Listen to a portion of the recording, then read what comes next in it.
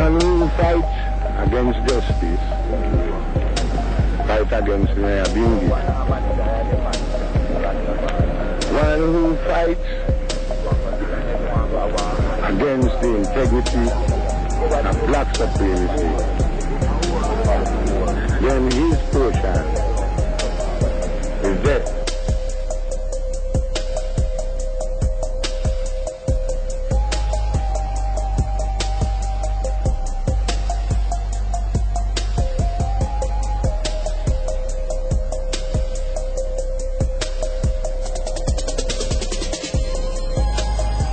We have a bunch of people out here who think they can rape and rob the world and think that they could have enslaved the world and think then that they are going to sleep well at night. It doesn't work that way. So we have some of our people here who think then that slavery was back then and had nothing to do, and had nothing to do with them. Ladies and gentlemen, we've never escaped slavery.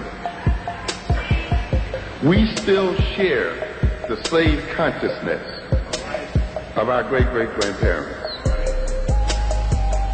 We are of the same mind, to a great extent, that they were. We have not advanced beyond these people. How can I say that? I generally ask a series of questions.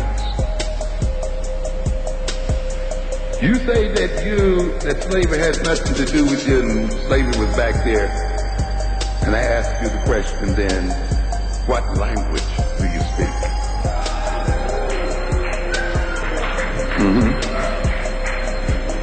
When did you learn that language? Was that the language African people were speaking when we were taken into slavery in America? In other words, the language we speak at this moment is what? A slave language. The language that our slave ancestors were forced to learn. And we still speak it, and you can still hear the pidgin, the Creole, and the other kinds of stuff in our language right at this moment that they had to go through. That language, with its words defined by history and by experience, is the language we use today to guide our behavior. It's the language we use today to talk to ourselves. It's the language we use today to learn about ourselves and to learn about the world. It's the language today we use to try to understand ourselves. Is there no wonder then that we are still confused? So we have not escaped slavery because we are still using a slave language, and we speak the language of slaves. What kind of food do you eat? You say soul food? Was that the food of African people? Slave food. The food that we find most satisfying, the food that we find that sticks to our ribs, the food that we call down home, a food that we learn to eat in the quarters. And yet we dare say that we have escaped slavery, that we have nothing to do with those people back there, that was back there. When our whole very social life and social relationships, our very definition of ourselves as a people, our very attempt to commune with ourselves is mediated by the food of slaves. Understand what I'm trying to get at? And how can you say that you exist in a different consciousness from another people? What kind of uniform are we wearing? Huh? What kind of clothes are we wearing?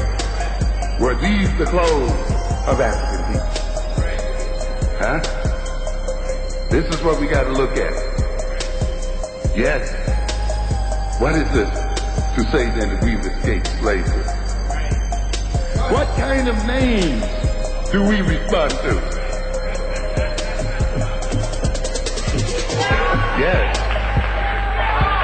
Yes.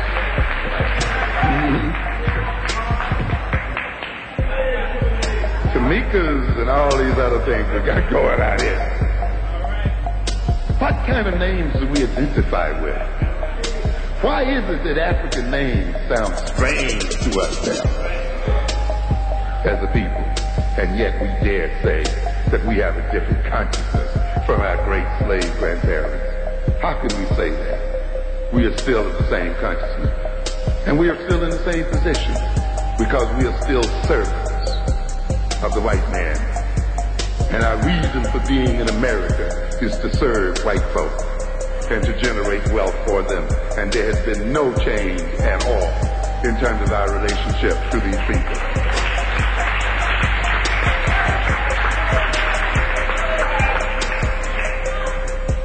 The values that we pursue are slave values and the values of service. The social relations that we create and interact with were built and developed during the period of slavery. We have not escaped it at all. But it is time for us to change the slave consciousness, this consciousness of servitude that is still too much with us today. And ultimately, we ask the question that's closest to home for a lot of people. When we claim that we've escaped slavery, and the slavery was something back there, which had nothing to do with us today. And then I ask you the question, what kind of God do you worship?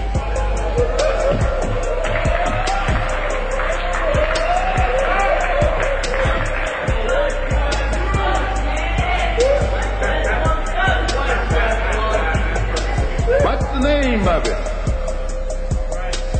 Who taught you to praise him? Was this the God you were praying to before you were brought to these shores? Was this the religion you had before you were brought to these shores? Can you name one African God? How can you then, who define yourself, the very essence of yourself and the very essence of your soul, and organize the very nature of your life here on earth, based on a God handed to us by our slave masters, claim that you have no slave consciousness and are not related to slavery?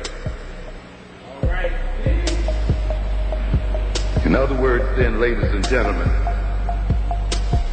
we are not Africans. We are possessed by spirits and demons.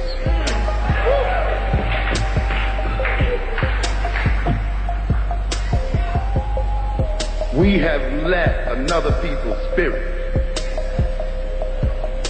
take possession of our bodies and take possession of our minds.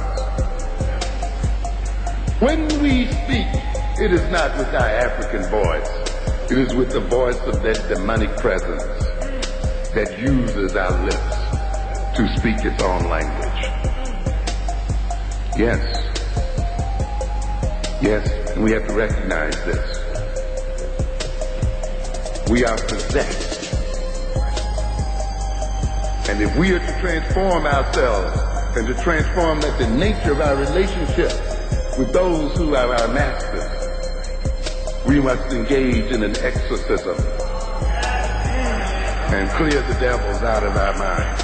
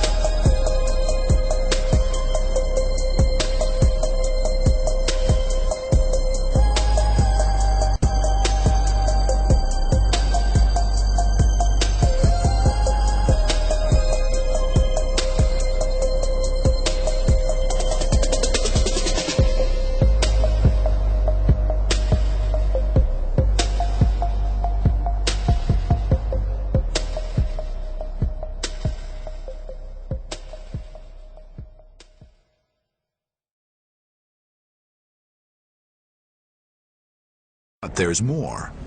Just like these jets, the brooches have delta-shaped wings. There is a rudder clearly shown, and, quite astonishingly, ailerons. All of these features are found on modern aircraft like the Space Shuttle. This golden model has thus left a fascinating mystery. Could this be a model of an aircraft that actually existed? Did the ancient Kimbayans understand how to fly over 1,000 years before the first recorded flight? Peter Belting is an aerodynamics expert.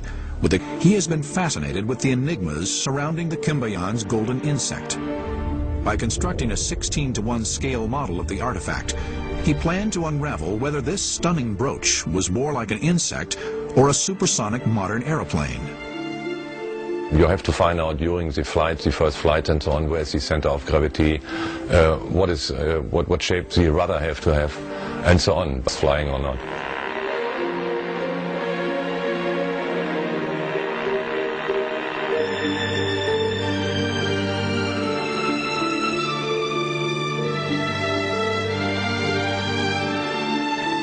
The results are stunning. What was once dismissed as a piece of jewelry modeled as an insect actually flies more like a 21st century aircraft. We know about 20 of these similar artifacts, and they are something all the same shape, but we don't know the actual purpose of that. Peter Belting's pioneering research is causing us to re-evaluate the accepted story of how mankind conquered the skies. But the true origins of the oldest flying machine may yet prove to be even earlier. Egyptians developed a model for a full-size flying machine. Which is not quite the same as a modern-day wing, but as a shape that will give some type of aerodynamic properties. Theory.